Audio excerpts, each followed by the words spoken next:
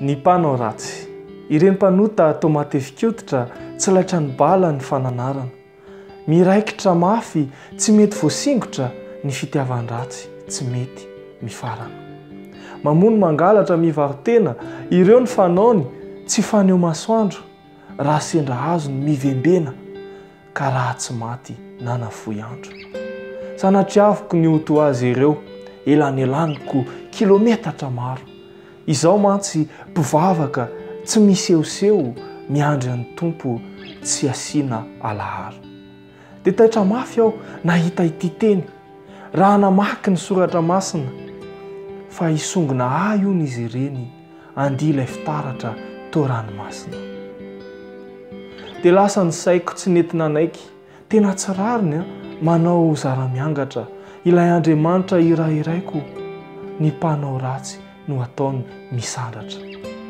Namaly ihany tompo tao amin'ny teniny rehefa navadiko ireo pejy maro. Enoy tsara fa izao no heviny lazaiko aminao tsy asiana fangaro. Ry zanako tiako sy mpanaraka somokotra mafy mitady ny soa. Sarotiny loatra ianao mampitaha izay ho tafita sy ireo izay ho voa.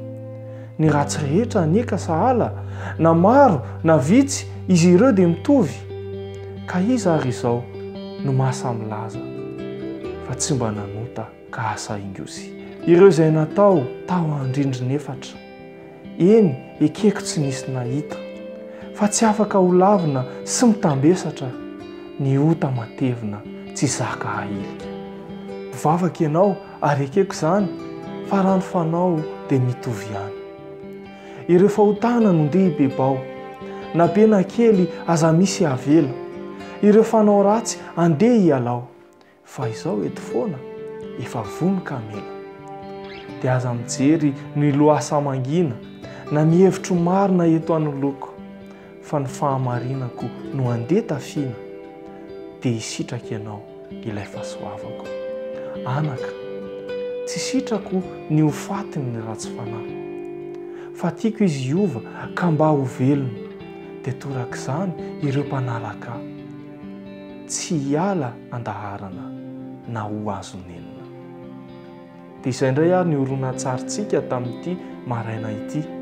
Manome fotoananao indray amin'ny herinandro manaraka ho amin'ny horonan-tsary vaovao.